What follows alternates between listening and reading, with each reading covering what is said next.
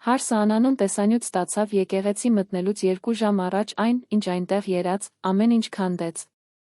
Այդ շաբաթ առավոտյան Իզաբելլան արթնացավ սրտի արագ բաբախյունով։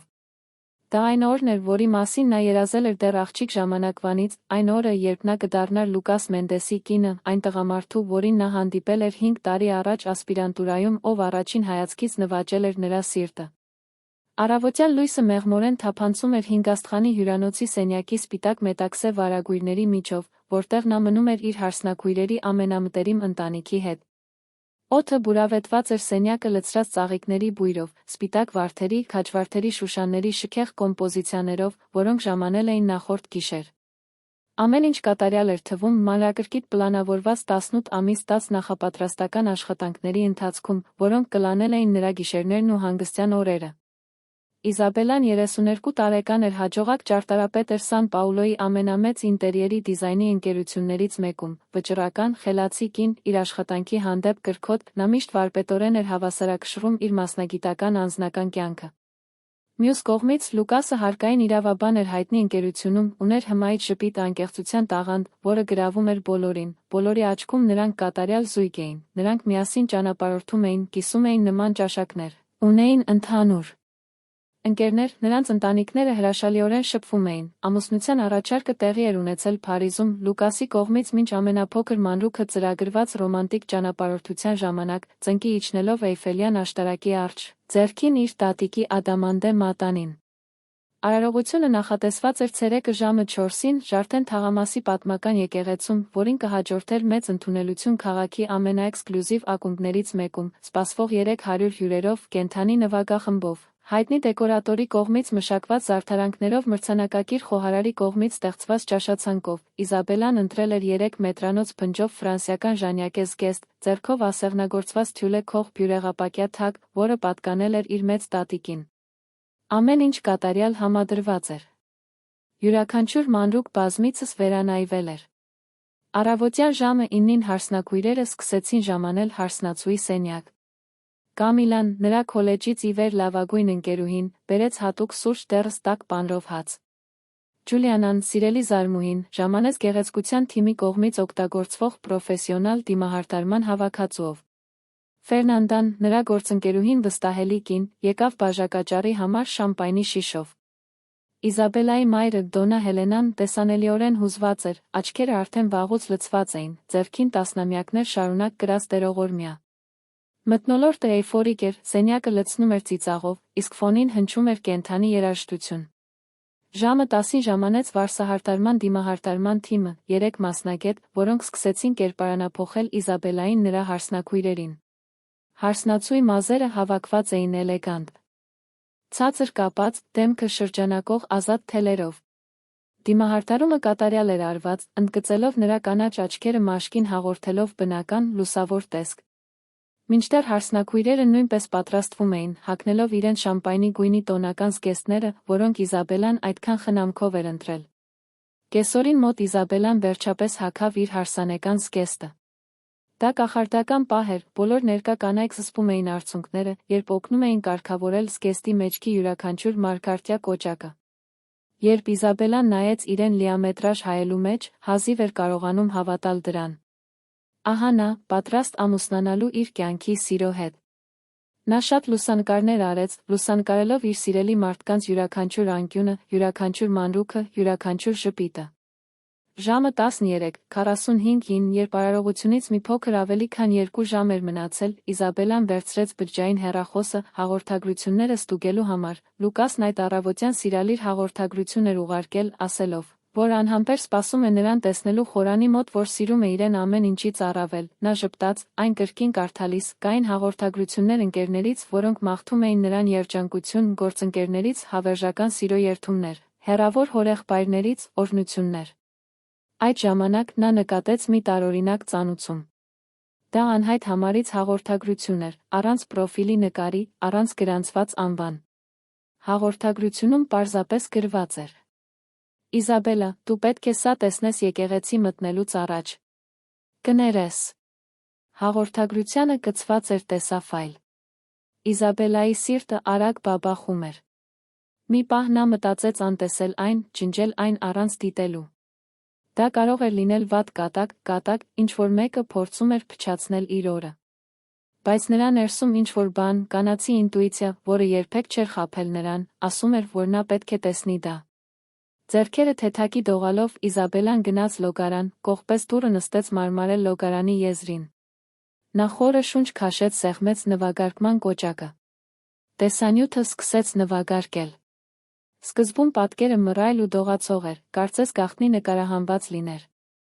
Աստիճանաբար նա սկսեց տարբերակել ծանոթ թվացող միջավայրը։ Դա ննջասենյակ էր, ժամանակակից ձևավորմամբ, մոխրագույն պատերով, թագավորական չափի մահճակալով, սպիտակ սավաններով։ Նրա սիրտը սկսեց ավելի արագ բաբախել, երբ ճանաչեց վայրը։ Դա Լուկասի բնակարանն էր, այն վայրը, որտեղ նա անթիվ գիշերներ էր անցկացրել, որտեղ նրանք միասին պլանավորել էին իրենց ապագան, որտեղ նրանք այդքան շատ անգամներ սիրով էին զբաղվել։ Տեսախցիկը, որը թվացյալ տեղադրված էր ինչ-որ անշարժ աննկատելի տեղում, ուղիղ կենտրոնացած էր մահճակալի վրա։ Իզաբելան զգաց, որ կոկորդը չորանում է։ Հանկարծ կադրում երկու մարդ մտան։ Տղամարդ կին գրկախառնվում էին, ծիծաղում, համբուրվում։ Իզաբելային ընդամենը 1 վայրկյան էր պետք տղամարդուն ճանաչելու համար։ Դա Լուկասն էր։ Նրա Լուկասը։ Տղամարդը, որի հետ նա կամուսնանար 2 ժամից էլ քիչ ժամանակում։ Նա մերկ էր, հագել էր միայն ջինսեր համբուրում էր նրան այնպիսի կրքով, որը Իզաբելան լավ գիտեր, քանի որ դա նույն կիրքն էր, որը նա ցուցաբերում էր նրա նկատմամբ։ Բայց հենց կնոջ դեմքը տեսնելուց հետո էր, որ նրա աշխարհը փլուզվեց։ Դա անծանոթ չէր։ Դա պատահական 1 գիշերվա սիրավեպ չէր։ Դա Ջուլիանան էր։ Նրա զարմուհին։ Նրա կնքամայրը։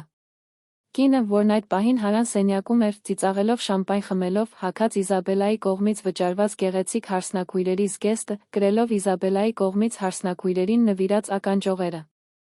Իզաբելան սրտխառնոց զգաց։ Նրա ձեռքերը այնքան դողում էին, որ գրեթե գցեց հեռախոսը։ Նա դադարեցրեց տեսանյութը, այդ պահին չկարողանալով շարունակել դիտելը։ Նա վեր կացավ, նայեց հայելու մեջ տեսավ իր գունատ դեմքը, լայն բացված աչքերը բերանը թեթակի բացված ցնցումից։ Նա մի քանի խորը շունչ քաշեց, փորձելով հանգստացնել իրեն, փորձելով հասկանալ այն, ինչ հենց նոր տեսել էր։ Հազարավոր մտքեր միանգամից հեղեղեցին նրա միտքը։ Երբ է սա պատահել։ Որքան ժամանակ էին նրանք հանդիպում։ Ուրիշ ով գիտեր։ Ինչպես էր նա ոչինչ նկատել։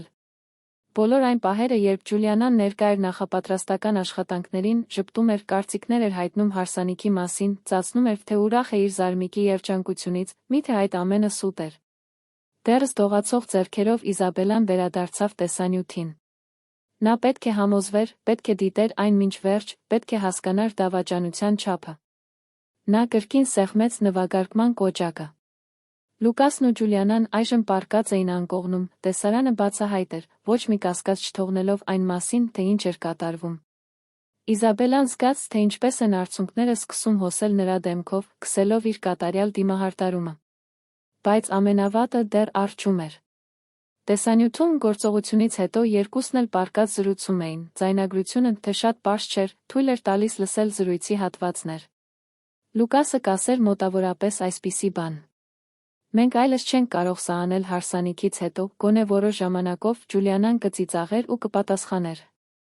Դու միշտ դա ես ասում, բայց միշտ վերադառնում ես։ Այնուհետ Լուկասը կասեր. Նրա հետ այլ է, հարմարավետ է, անվտանգ, թղթի վրա նա կատարյալ է, Ջուլիանան կհակադարձեր։ Բայց նա քեզ չի ստիպում զգալ այն, ինչ ես եմ ստիպում զգալ, խոստովանիր։ Եվ Լուկասը Իզաբելային մինչ խորքը խոցող սառնությամբ կպատասխաներ. Իհարկե, ոչ, քեզ հետ դա կիրք է, ցանկություն, խելագարություն։ Նրա հետ դա կայունություն է։ Դրանք տարբեր բաներ են։ Ինձ երկուսն էլ պետք են։ Իզաբելան զգում էր, որ փսխելու է։ Նա բարձրացրեց զուգարանակոնքի կափարիչը պառկեց այնտեղ, կրացած, փորձելով շնչել։ Արցունքները հոսում էին նրա դեմքով։ Նրա միտքը խառնաշփոթի մեջ էր։ Արդյոք ամբողջ հարաբերությունները սուտ էին։ Արդյոք նա պարզապես կայուն տարբերակ էր, հարմար կին, մինչդեռ Ջուլիանան գաղտնի էր պահում իր կիրքը իր զարմուհու հետ։ Եվ ինչպես կարող էր Ջուլիանան։ Նրանք միասին մեծացել էին, կիսում էին մանկության գաղտնիքները։ Իզաբելան նրան համարում էր գրեթե քույր։ Այդ պահին լոգարանի դռան թակոցը նրան իրականություն վերադարձրեց։ Իսա, ամեն ինչ կարգին է այնտեղ։ Շատ ես ուշանում։ Դա Կամիլայի ձայնն էր։ Իզաբելան արագ սրբեց արցունքները, փորձեց զսպել ձայնը, պատասխանեց. Այո, մի րոպե։ Հիմա դուրս կգամ։ Նա կրկին նայեց իրեն հայելու մեջ։ Նրա դիմահարդարումը քսված էր, աչքերը կարմրած, դեմքը բծերով լի։ Նա բացեց ծորակը, թրջեց սրբիչը, սկսեց զգուշորեն մաքրել դեմքը։ Նա պետք է մտածեր, պետք է որոշեր, թե ինչ անել, բայց նրա միտքը դատարկ էր, ցնցված։ Նա կրկին նայեց հեռախոսին։ Ո՞վ էր ուղարկել այդ տեսանյութը։ Երբ էր այն ձայնագրվել։ Նա ստուգեց ֆայլի հատկությունները, տեսավ, որ ձայնագրման ամսաթիվը 3 շաբաթ առաջ էր։ 3 շաբաթ։ 3 շաբաթ առաջ նա Լուկասը միասին գնացել էին հարսանեկան տորթը համտեսելու։ 3 շաբաթ առաջ նա քնել էր Լուկասի տանը, Լուկասը սիրով էր զբաղվել նրա հետ, ասելով, թե որքան է սիրում իրեն։ 3 շաբաթ առաջ Ջուլիանան օգնել էր Իզաբելային ընտրել հյուրերի համար նախատեսված խնջույքի նվերները։ Կեղծավորությունն անտանելի էր։ Իզաբելան պատասխանեց անհայտ համարին։ Ո՞վ ես դու։ Ինչպես ստացար սա։ Պատասխանը եկավ վայրկյանների ընթացքում։ Ես այն մարդկանցից եմ, ովքեր կարծում են, որ դու արժանի ես իմանալ ճշմարտությունը, նախքան սխալվելը։ Տեսախցիկ է տեղադրվել որոշ ժամանակ առաջ։ Կան ավելի շատ տեսանյութեր, եթե ապացույցներ են պետք։ Կներեք, որ այդպես պետք է լինի, բայց դուք արժանի եք մեկին, ով իսկապես կգնահատի ձեզ։ Իզաբելան արագ գրեց. Ցույց տուր ինձ ավելին։ Մի քանի րոպեից ստացվեցին 3 տեսանյութեր։ Տարբեր ամսաթվեր, միշտ նույն միջավայրը, միշտ Լուկասը, Ջուլիանան։ Զայրույթը սկսեց փոխարինել ցնցմանը։ Սառը, հաշվարկված զայրույթ, որը տիրեց նրա մարմնի յուրաքանչյուր բջիջին։ Իզաբելան այն մարդկանցից չէր, ովքեր կհամակերպվեին հիմարի հետ։ Նա այն մարդկանցից չէր, ովքեր լուր լաց կլինեին, կլանեին ցավը։ Նա ուժեղ կին էր, ով իր կարիերան կառուցել էր քրտնաջան աշխատանքի միջոցով, ով միշտ դեմ առ դեմ էր կանգնել խնդիրների հետ։ Եվ այդ պահին, նույնիսկ կոտրված սրտով, նույնիսկ այն զգացողությամբ, որ հողը անհետացել էր ոտքերի տակից, նրա մեջ ծնվեց անսասան վճռականություն։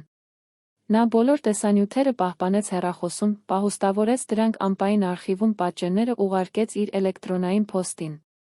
Այնուհետ նա արագ, որքան հնարավոր էր, շտկեց դիմահարդարումը, սրբեց աչքերը, 3 անգամ խորը շունչ քաշեց, բացեց լոգարանի դուռը։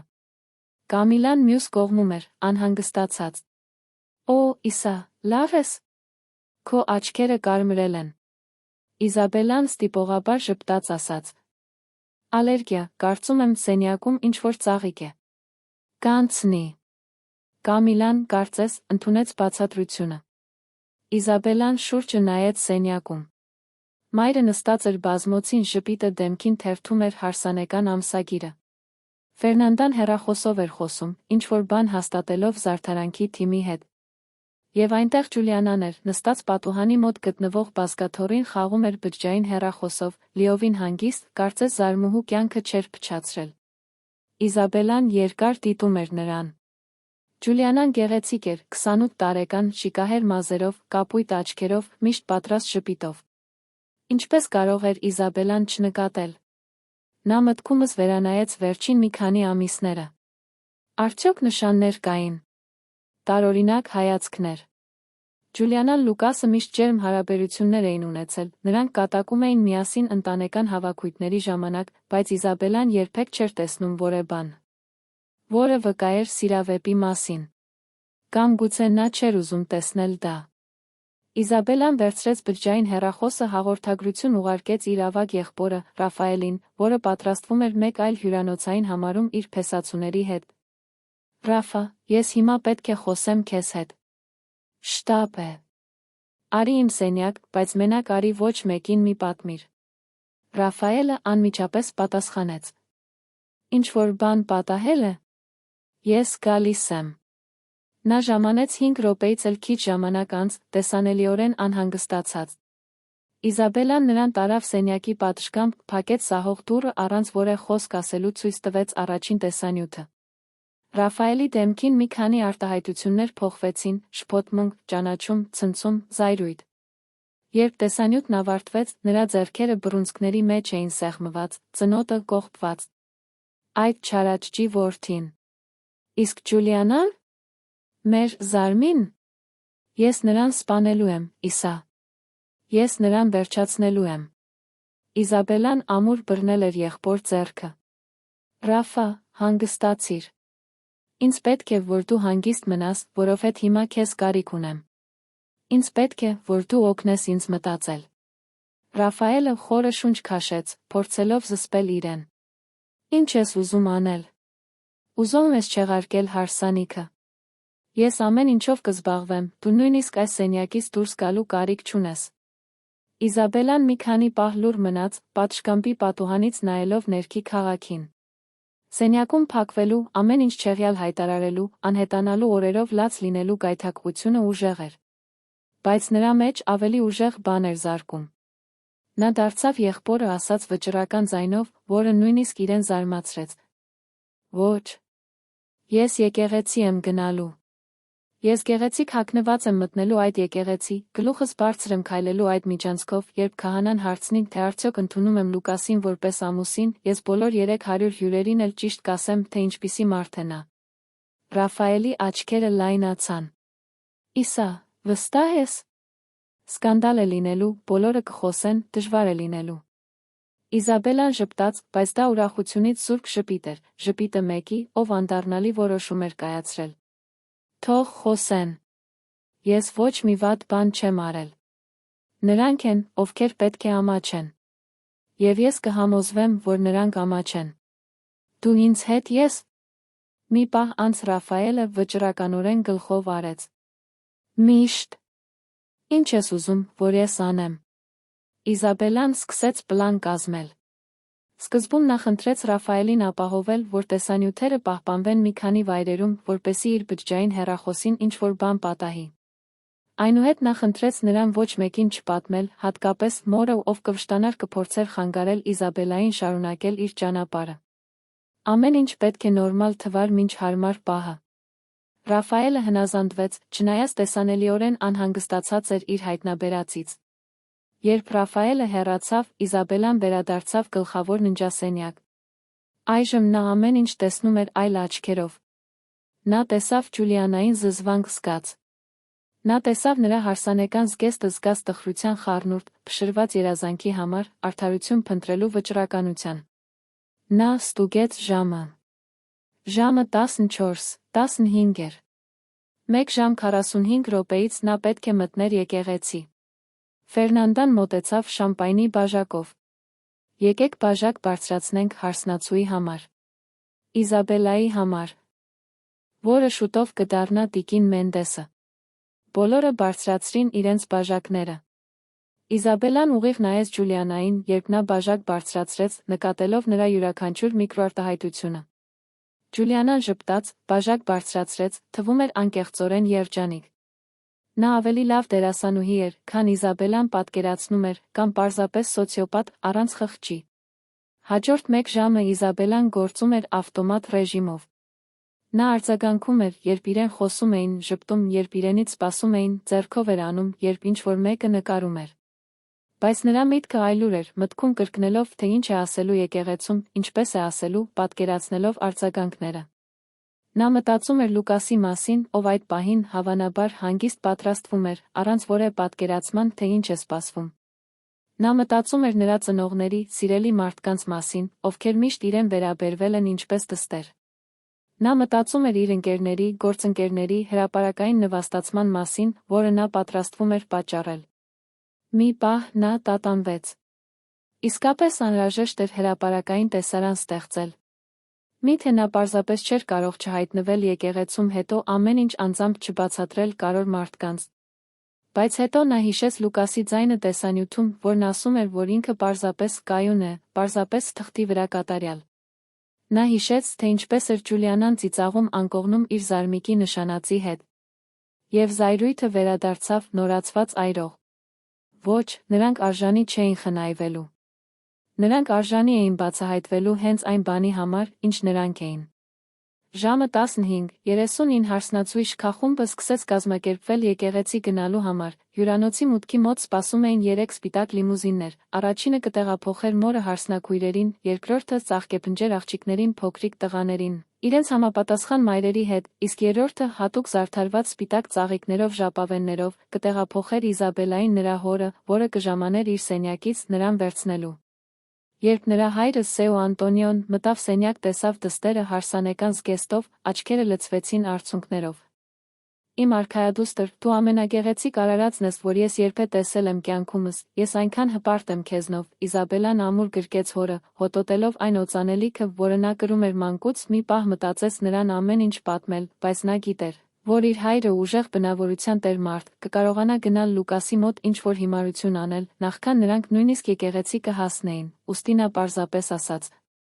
Շնորհակալություն ամեն ինչի համար, հայրիկ, այս բոլոր տարիների, ամբողջ սիրո, աշխարհի լավագույն հայրը լինելու համար։ Թափորը հյուրանոցից դուրս եկավ դեպի եկեղեցի։ Լիմուզինի մեջ Իզաբելան նրա հայրը նստած էին հարմարավետ լռության մեջ։ Նա բռնել էր նրա ձեռքը, երբեմն քնքշորեն սեղմելով այն։ Իզաբելան նայում էր պատուհանից դուրս, դիտելով, թե ինչպես է անցնում քաղաքը, փողոցում մարդիկ ապրում էին իրենց սովորական կյանքով, անտեղյակ ծավալվող դրամայից։ Նա բացեց իր հետ վերցրած տոնական պայուսակս, մեկ անգամ ստուգեց, թե արդյոք իր բջջային հեռախոսը տեղում է, արդյոք տեսանյութերը դեռ պահպանված են։ Ամեն ինչ իր տեղում էր։ Նրանք եկեղեցի հասան ուղիղ ժամը 4-ին։ Այն գեղեցիկ, պատմական շենք էր, նեոդասական ճարտարապետությամբ, մարմարե աստիճաններով, վիտրաժներով, պատուհաններով, որոնք ներսում լույսի կախարդական խաղ էին ստեղծում։ Զարդարանքը անթերի էր։ Սպիտակ վարդի թերթիկների շարք, յուրաքանչյուր նստարանի վրա հսկայական ծաղկային կոմպոզիցիաներ վառված սպիտակ մոմեր, որոնք ստեղծում էին ռոմանտիկ մթնոլորտ։ Դասական երաժշտությունը մեղմ էր հնչում։ Հյուրերն արդեն իրենց տեղերում էին, 300 մարդ, նրբագեղ հագնված, անհամբեր սպասում էին հարսնացուի մուտքին։ Եկեղեցու կիսաբաց դռան միջով Իզաբելան տեսավ Լուկասին, որն արդեն կանգնած էր խորանի մոտ։ Նա անթերի տեսք ուներ իր կարված սմոկինգով, թիթեռնիկով, հետ սանրված մազերը, դեմքին նյարդային ժպիտ, երբ զրուցում էր իր կողքին գտնվող քավորի հետ։ Նա թվում էր սիրահարված փեսացու, որը ցանկանում էր ամուսնանալ իր սիրելի կնոջ հետ։ Իզաբելան ցավ զգաց սրտում։ Այդ տղամարդը եղել էր նրա լավագույն ընկերը, նրա վստահելի անձը, նրա սիրեկանը, նրա ուղեկիցը բազմաթիվ պահերի ընթացքում։ Եվ այդ ամենը սուտ էր եղել։ Հարսնաքույրերն ու պատվո ուղեկցորդուհիները արդեն դիրքավորված էին մուտքի համար։ Ջուլիանան այնտեղ էր, գեղեցիկ իր շամպայնի գույնի զգեստով, ձեռքին ծաղկեփունջը, որը պետք է կրեր, ժպտում էր Իզաբելային, երբ նրանց հայացքները հանդիպեցին։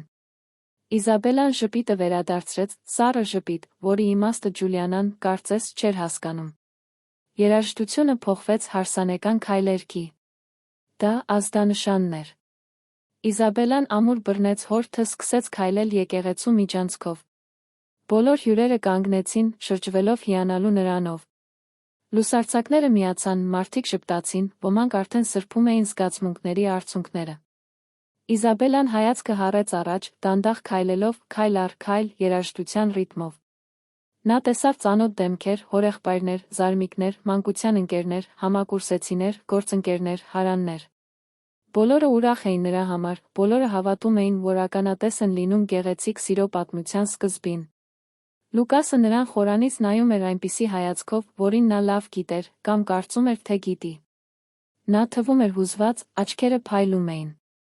Երբ նա վերջապես հասավ խորանին, հայրը, հետելով ավանդույթին, նրա ձեռքը մեկնեց Լուկասին գնաց նստելու Դոնա Հելենայի կողքին, առաջին շարքում։ Լուկասը բռնեց Իզաբելայի ձեռքը, շշնջաց. Դու կատարյալ տեսք ունես։ Ես քեզ սիրում եմ։ Իզաբելան չպատասխանեց, նա միայն նայեց նրա աչքերին այնպիսի ինտենսիվությամբ, որը նա չէր կարողանում մեկնաբանել։ Քահանան, սպիտակահեր մի պարոն, որը տասնամյակներ շարունակ ճանաչում էր Իզաբելայի ընտանիքին, սկսեց արարողությունը ամուսնության խորհրդի, նվիրվածության կարողության, սիրո, հավատարմության հարգանքի մասին ելույթով։ Նրա խոսքերի հեգնանքը չվրիպեց Իզաբելայի ուշադրությունից։ Նա ամեն ինչ լսում էր այնպես, կարծես երազի կամ մղձավանջի մեջ լիներ, գիտակցելով, որ իր կրած ռումբը պայթելու է։ Արարողությունը շարունակվեց աստվածաշնչյան ընթերցումներով, հիմներով, օրհնություններով։ Լուկասը տեսանելիորեն նյարդային էր, ինչպես ցանկացած փեսացու, բայց նա ուրախ ժպտում էր Իզաբելային, երբ նրանց հայացքները հանդիպում էին։ Իզաբելան մտածում էր, թե ինչ է կատարվում նրա մտքում։ Արդյոք նա այդ պահին մտածում էր Ջուլիանայի մասին։ Արդյոք նա ծրագրեր էր կազմում, թե երբ կարող էին նրանք կրկին հանդիպել մեղրամսից հետո։ Կամ արդյոք նա կարողանում էր այնքան լավ բաժանվել իրարից, որ անկեղծորեն ներկա լիներ այդ պահին Իզաբելայի հետ։ Վերջապես, եկավ վճռորոշ պահը։ Քահանան նախ նայեց Լուկասին ասաց. Լուկաս Մենդես, դու Իզաբելային ընդունում ես որպես քո օրինական ամուսնացած կին, որպեսզի սիրես փայփայիս նրան ուրախության վշտի, հիվանդության առողջության մեջ, քո կյանքի բոլոր օրերին։ Լուկասը վճռական հստակ ձայնով պատասխանեց. Այո, այո։ Հաստատման շշուկ տարածվեց եկեղեցում։ Այնուհետ քահանան դիմեց Իզաբելային. Իզաբելա Ռիբեյրո, դու Լուկասին ընդունում ես որպես քո օրինական ամուսին, որպեսզի սիրես փայփայիր նրան ուրախության վշտի, հիվանդության առողջության մեջ, քո կյանքի բոլոր օրերին։ Հաջորդող լռությունը խլացնող էր։ Բոլորը սպասում էին ակնհայտ այոյին, որը կամրագրեր միությունը։ Բայց Իզաբելան նայեց միայն քահանային, ապա Լուկասին, ապա դանդաղ շրջվեց, նայելու 300 հյուրերին, որոնք սպասում էին իրեն։ Հանգիստ ձայնով, որը արձագանքեց ամբողջ եկեղեցում, Իզաբելան վերջապես խոսեց. Ոչ, ես չեմ ընդունում։ Եկեղեցին համակեց կոլեկտիվ ցնցում։ Մարդիկ շփոթված նայեցին միմյանց։ Լուկասի աչքերը լայնացան, դեմքը հանկարծ գունատվեց։ Իսա, ինչ։ Իզաբելան բարձրացրեց ձեռքը, ընդհատելով նրան։ Թող ավարտեմ։ Նա ամբողջովին դիմեց հյուրերին, անտեսելով քահանային, որը, կարծես, լիովին կորած էր, չգիտեր ինչ անել։ Ես ներողություն եմ խնդրում բոլորիցդ այսօր ձեր ժամանակը վատնելու համար, սկսեց Իզաբելան, բայց մի քանի ժամ առաջ ես հայտնաբերեցի մի բան, որը ամեն ինչ փոխում է։ Ես իմացա, որ այն տղամարդը, որի հետ ես պատրաստվում էի ամուսնանալ, սիրավեպ է ունեցել իմ զարմուհի Ջուլիանայի հետ։ Լռությունը խախտվեց ապշած բացականչություններով, մարդիկ ձեռքերով ծածկում էին բերանները, հայացքները նետվում էին Լուկասի, Իզաբելայի, Ջուլիանայի միջ։ Ջուլիանան սպիտակեց ինչպես սավանը, սառչելով տեղում։ Լուկասը փորձեց բռնել Իզաբելայի թը։ Իսա, սպասիր, եկեք առանձին խոսենք, սա չէ։ Բայց Իզաբելան քաշվեց։ Մի դիպչիր ինձ։ Ապացույց ուզում ես։ Ես ապացույց ունեմ։ Նա հանեց բջջային հեռախոսը զգեստի թքից, որտեղ ռազմավարականորեն թաքցրել էր այն, միացրեց այն եկեղեցու ձայնային համակարգին, որն օգտագործվում էր արարողության երաժշտությունը նվագարկելու համար, նախքան որը մեկը կհասցներ կանգնեցնել նրան։ Սկսեց միացնել տեսանյութերից մեկը կողքի վրա տեղադրված մեծ էկրանին, որպեսզի հետի նստած հյուրերը կարողանային դիտել արարողությունը։ Հետեց լիակատար քաոս։ Տեսանյութում հստակ երում էին Լուկասին, Ջուլիանան նրա բնակարանում։ Մարդիկ սկսեցին գոռալ, ոմանք դուրս վազեցին եկեղեցուց, մյուսները կատվածահար կանգնած, սարսափից հիվանդագին հետաքրքրասիրությունից նայելով էկրանին։ Իզաբելայի մայրը ուշաթափվեց, հոր աջակցությամբ, որը մարդասպան հայացքով նայում էր խորանին։ Լուկասի մայրը սկսեց անկառավարելիորեն լաց լինել։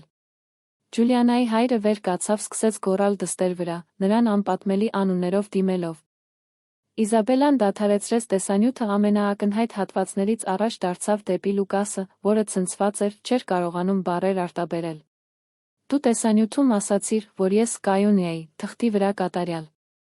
Որ ինձ հետ դա անվտանգություն էր, բայց նրա հետ գիրք։ Դե Լուկաս, հուսով եմ դրանք կրքի պահեր էին, որոնք արժեքավոր էին, քանի որ դրանք քեզ համար արժեցան քո ամուսնությունը, քո հեղինակությունը, հավանաբար, այստեղ գտնվող շատ ընկերների ընտանիքի անդամներ։ Ջուլիանան վերջապես արձագանքեց, գցելով ծաղկեփունջը վազելով դեպի եկեղեցու ելքը, որին հետապնդում էին վրդովված հարազատների ճիչերը։ Լուկասը կրկին փորձեց մոտենալ Իզաբելային։ Իսա, խնդրում եմ, կարող եմ բացատրել, դա սխալ էր, թուլության մի պահ, ես իսկապես սիրում եմ քեզ, մենք կարող ենք հաղթահարել սա։ Իզաբելան դառը ծիծաղեց։ Թուլության մի պահ։ Կան տեսանյութեր մի քանի տարբեր հանդիպումներից, Լուկաս։ Ամիսների դավաճանություն։ Եվ ոչ, մենք չենք կարող հաղթահարել սա։ Որովհետև նույնիսկ եթե մի օր կարողանայի ներել դավաճանությունը, երբեք չէի կարողանա ներել անհարգալից վերաբերմունքը, ստերը, մանիպուլյացիաները։ Ռաֆայելը մոտեցավ խորանին կանգնեց Իզաբելայի ու Լուկասի միջ, որպես պաշտպանիչ ներկայություն։ Մյուս փեսացուները նույնը արեցին, ստեղծելով ֆիզիկական պատնեշ։ Քահանան, վերջապես ուշքի գալով ցնցումից, փորձեց կարգուկանոն հաստատել, խնդրելով բոլորին հանդարտվել, բայց դա անօգուտ էր։ Եկեղեցին լիակատար քաոսի մեջ էր։ Իզաբելան, գլուխը բարձր պահած անսասան արժանապատվությամբ, չնայած արցունքներին, որոնք այժմ ազատորեն հոսում էին նրա դեմքով, սկսեց քայլել եկեղեցու կենտրոնական միջանցքով։ Բայց այս անգամ նա պայծառ հարց չէր, որը գնում էր դեպի իր ապագան։ Նա ավերված, բայց ոչ կոտրված կին էր, որը դուրս էր գալիս իր կյանքի ամենաերջանիկ օրվա փլատակներից։ Ելքի ուղղությամբ արված յուրաքանչյուր քայլս մեկ քայլ էր հեռուստից դեպի ճշմարտություն, որքան էլ ցավոտ լիներ այն։ Եկեղեցու դրսում վարձված լուսանկարիչներին պատկանող տեսախցիկները, որոնք տեղադրված էին նորապսակների հաղթական ելքը ֆիքսելու համար, փոխարենը ֆիքսեցին միայնակ հարսնացուի պատկերը, քամու մեջ ծածանվող հարսանեկան զգեստով, դեմքից հոսող արցունքներով, բայց անսասան վճռականության արտահայտությամբ։ Հաջորդ ժամերին այս լուսանկարները տարածվեցին սոցիալական ցանցերում, Իզաբելային վերածելով վշտի, ուժի խորհրդանիշի։ Իզաբելայի հայրը վազեց նրա հետից, ամուր գրկելով նրան, երբ հասավ եկեղեցու աստիճաններին։ Աղջիկս, աղջիկս, ես շատ հպարտ եմ քո քաջությամբ։ Դու ճիշտ բան արեցիր։ Նրա մայրը, որը դեռս գլխապտույտ ուներ ուշաթափությունից, բայց ապաքինվեց, միացավ գրկախառնությանը, առատորեն լաց լինելով, սիրո մխիթարության խոսքեր շշնջալով։ Ռաֆայելը, Կամիլան, Ֆերնանդան մյուս իսկական ընկերները պաշտպանիչ շրջանակ կազմեցին Իզաբելայի շուրջը։ Եկեղեցու ներսում Լուկասը նստած էր խորանի աստիճաններին, գլուխը ձեռքերի մեջ, կարծես նյարդային խանգարում ունենալով։ Ընկերները փորձում էին մխիթարել նրան, բայց մյուսները արհամարհանքով նայում էին նրան։ Նրա ծնողները ջախջախված էին։ Մայրը լաց լինելով կրկնում էր. Ինչպես կարողացար սա անել, ինչպես կարողացար։ Նրա կնքահայրը, Լուկասի մանկության լավագույն ընկերը, պարզապես հեռացավ, գլուխը դժգոհությամբ թափ տալով։ Հաջորդ ժամերը մշուշոտ էին։ Իզաբելան վերադարձավ հյուրանոց, հանեց հարսանեկան զգեստը, որն այժմ թվում էր տոննաներով կշռող, հագավ հարմարավետ հագուստ, վերջապես թույլ տվեց իրեն իսկապես լաց լինել, խորը լաց լինելով, որը բխում էր նրա հոգու խորքից։ Կամիլան, Ֆերնանդան մնացին նրա հետ, բռնելով նրա ձեռքը, ջուր բերելով, թույլ տալով նրան լաց լինել։ 5 տարի, կրկնեց Իզաբելան, իմ կյանքի 5 տարիները մի տղամարդու հետ, որը երբեք իսկապես չի սիրել ինձ։ Դու դա չգիտես, փորձեց նրբորեն վիճել Կամիլան։ Գուցե նա քեզ սիրել է իր ուրույն ծով։ Որոշ մարդիկ պարզապես անկարող են հավատարմության, բայց դա չի նշանակում, որ նրանք սեր չեն զգում։ Իզաբելան գլուխը թափ տվեց։ Դա կարևոր չէ։ Եթե սերը առանց հարգանքի հավատարմության այն տեսակի սերը չէ, որը ես ուզում եմ, ես ավելին եմ արժանի։ Ես արժանի եմ մեկին, ով ամեն օր ընտրում է ինձ, ով գիրքի կարիք չունի մեկ այլ մարդու հետ, քանի որ այն, ինչ մենք միասին ունենք, բավարար է։ Սկանդալի մասին լուրը արագ տարածվեց։ Իզաբելայի եկեղեցում ցուցադրած տեսանյութերը մի քանի հյուրերի կողմից ձայնագրվել էին իրենց բջջային հեռախոսներով, չնայած Իզաբելան չէր նախատեսել, որ դրանք հրապարակվեն ներկաներից դուրս, դրանք շուտով տարածվեցին WhatsApp խմբերում, ապա սոցիալական ցանցերում։ Հարսը բացահայտում է Փեսայի զարմիկի դավաճանությունը խորանի մոտ, արտահայտությունը դարձավ այդ գիշեր Twitter-ում ամենաշատ քննարկվող թեմաներից մեկը։ Կարծիքները բաժանվեցին։ Շատերը ծափահարեցին Իզաբելայի քաջությունը, մինչդեռ մյուսները քննադատեցին հրապարակային բացահայտումը, պնդելով, որ այն պետք է քննարկվեր անձնական մակարդակով։ Լուկասը այդ գիշեր տասնյակ անգամներ փորձեց կապվել Իզաբելայի հետ։ Զանգեր, հաղորդագրություններ, նա նույնիսկ փորձեց գնալ հյուրանոց, բայց նրան կանգնեցրին Ռաֆայելը, պահակախմբում կանգնած ընտանիքի մյուս անդամները։ Հաղորդագրությունները տատանվում էին հուսահատ ներողություններից, մինչ իր գործողությունները արդարացնելու փորձեր հավերժական սիրո դրամատիկ հայտարարություններ։ Իզաբելան մի քանիսը կարդաց, ապա արգելափակեց համարը։ Նա ոչինչ չէր կարող ասել, որ տարբերություն ստեղծեր։ Ջուլիանան նույնպես փորձեց կապ հաստատել նրա հետ, բայց նրա հաղորդագրությունները տարբեր էին։ Սկզբում հերքումներ եղան, պնդումներ, որ տեսանյութը կեղծված է, մոնտաժված։ Հետո երբ նա հասկացավ, որ այս ռազմավարությունը չի աշխատի, եկան արդարացումները։ Որ նա ակամա սիրահարվել էր, որ շփոթված էր, որ երբեք չէր ուզում վիրավորել Իզաբելային։ Վերջապես եկան ներողամտության խնդրանքները, պնդելով, որ իր ամբողջ ընտանիքը մերժել էր իրեն, որ նա միայնակ էր, որ մտածում էր ինչ-որ կտրուկ բան անելու մասին։ Իզաբելան, չնայած վիրավորված էր, դաժան չէր։ Նա միայն մեկ անգամ պատասխանեց. «Ջուլիանա, դիմիր մասնագետի օգնությանը։ Բայց այլս մի կապվիր ինձ հետ։ Ներումը կարող է ժամանակի ընթացքում գալ, բայց հիմա ես միայն զզվանք եմ զգում»։ Հետո նա արգելափակեց Ջուլիանային։ Հաջորդ օրերին Իզաբելան ստիպված էր զբաղվել չեղարկված հարսանիքի գործնական հետանքներով։ Մալդիվներում անցկացրած մեղրամսը ստիպված եղավ չեղարկել, ինչի արդյունքում կորցրեց վճարված գումարի մի մասը։ Հանդիսությունների սրահը տուգանք գանձեց վերջին րոպեին չեղարկման համար, չնայած պատմությունը ազդեցիկ դարձնելով, սեփականատերը նվազեցրեց գումարը։ Սննդի մատակարարումը, ծաղիկները, նվագախումբը, ամեն ինչ պետք է չեղարկվեր, պետք էր ֆինանսական ճշգրտումներ կատարել։ Բարեբախտաբար, ավանդույթի համաձայն, ընտանիքի յուրաքանչյուր կողմը որոշակի ծախսեր էր հոգացել, ուստի Իզաբելան ամեն ինչի համար ֆինանսապես պատասխանատու չէր։ 6 ամիս առաջ միասին գնաց բնակարանի հարցն ավելի բարդ էր։ Նրանք երկուսն էլ ներդրում էին կատարել դեռս կառուցվող տարածքում, որը նախատեսված էր որպես իրենց տուն։ Փաստաբանները պետք է միջամտեին։ Հարսանեկան նվերները պետք է վերադարձվեին հյուրերին։ Ցավոտ բյուրոկրատիան էր, որը վերքը բաց էր պահում։ Բայց, թերս, ամենադժվարը աշխարհի հետ առերեսվելն էր։ Իզաբելան ստիպված էր վերադառնալ աշխատանքի մեկ շաբաթ բացակայությունից հետո։ Ընդունելությունը խառը էր։ Որոշ գործընկերներ խուսափում էին նրանից, ակնհայտորեն անհարմար զգալով, անորոշ լինելով, թե ինչ ասել։ Մյուսները չափազանց աջակցող էին մինչ խեղդվելու աստիճան։ Ոմանք ինտերակտիվ հարցեր էին տալիս սկանդալի մանրամասների վերաբերյալ։ Իզաբելան գլուխը բարձր էր պահում, կենտրոնացած էր աշխատանքի վրա, խուսափում էր անձնական կյանքի մասին զրույցներից։ Ամենաանսպասելին հարսանիքի չեղարկումից 3 շաբաթ անց ստացած հաղորդագրությունն էր։ Այն անհայտ համարից էր, որը սկզբում ուղարկել էր տեսանյութերը։ Հաղորդագրությունում գրված էր.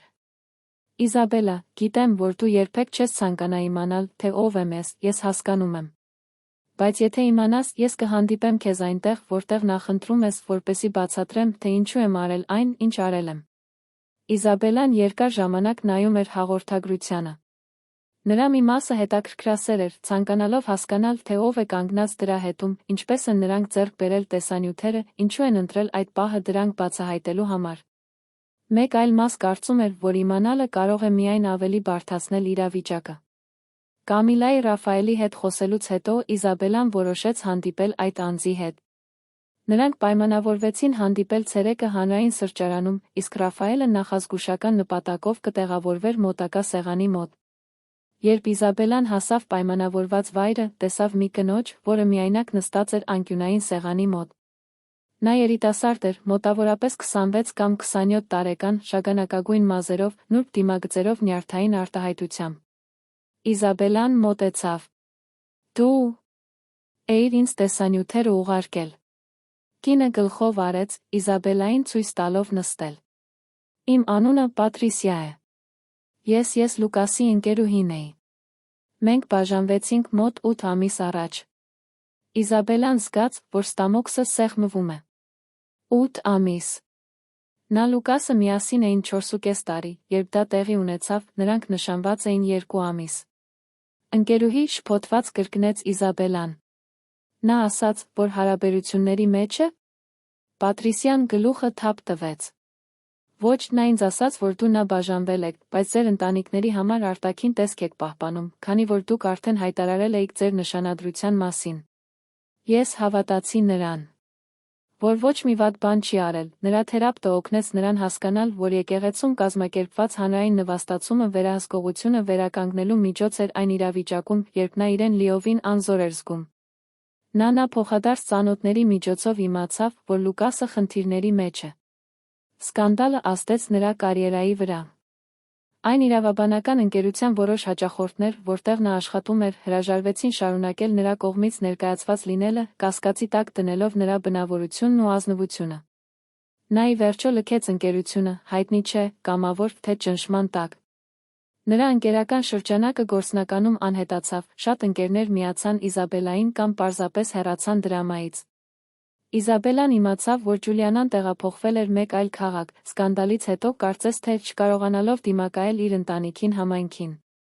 Նրա Լուկասի միջ հարաբերությունները, եթե դրանք ընդհանրապես կարելի է այդպես անվանել, չդիմացան բացահայտմանը։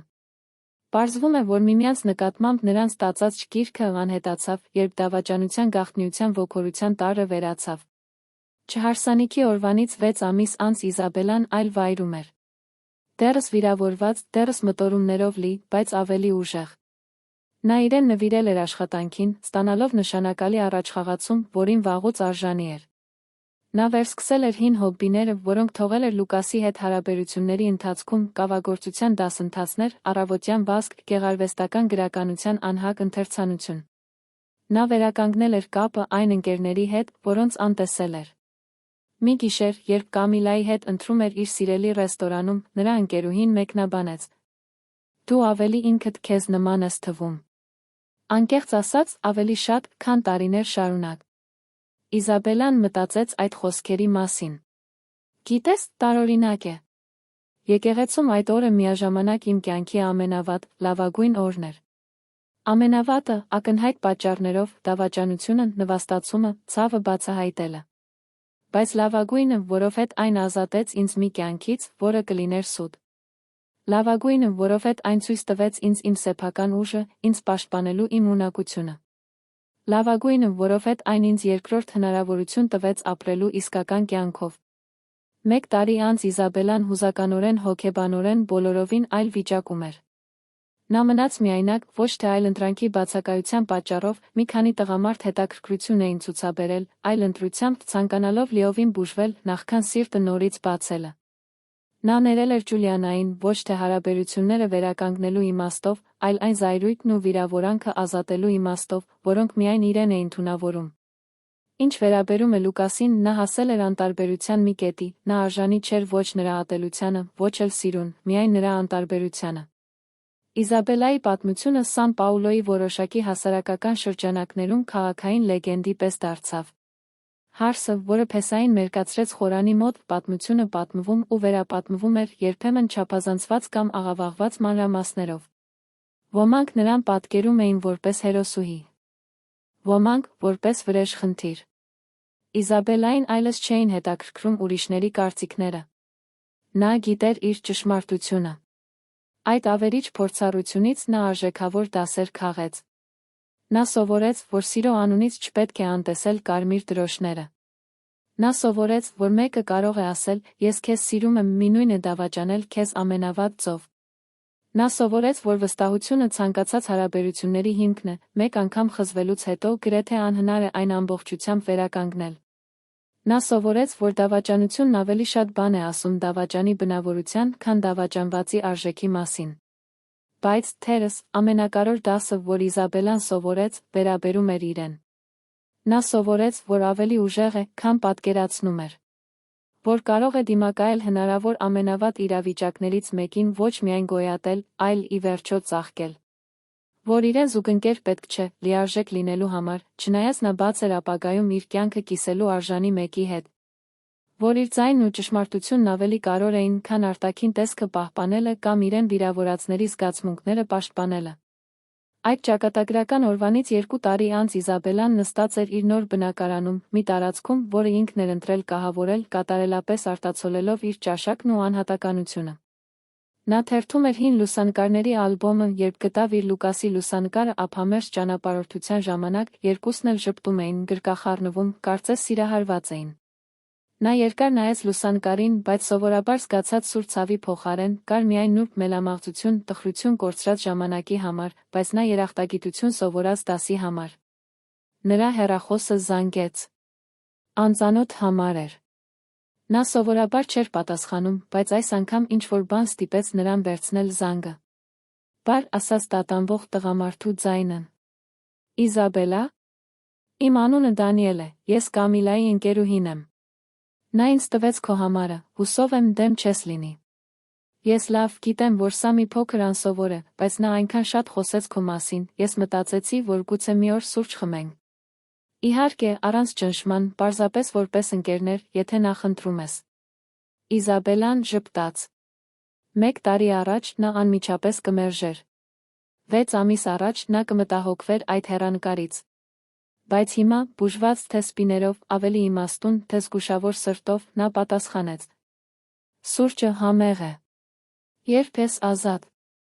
Հանդիպումը կազմակերպելիս Իզաբելան կրկին նայեց Լուկասի հետ հին լուսանկարին, ապա այն փակեց ալբոմի մեջ, դնելով դարակին։ Դա անցյալ էր, դա պատմություն էր, դա նրա մի մասն էր, բայց դա նրան չէր սահմանում։ Ապագան բաց էր, լի հնարավորություններով, միաժամանակ վախեցնող ու զիջ։ Եկեղեցի մտնելուց 2 ժամ առաջ անանուն տեսանյութ ստացած հարսնացուի պատմությունը ավանդական հեքիաթային ավարտ չուներ։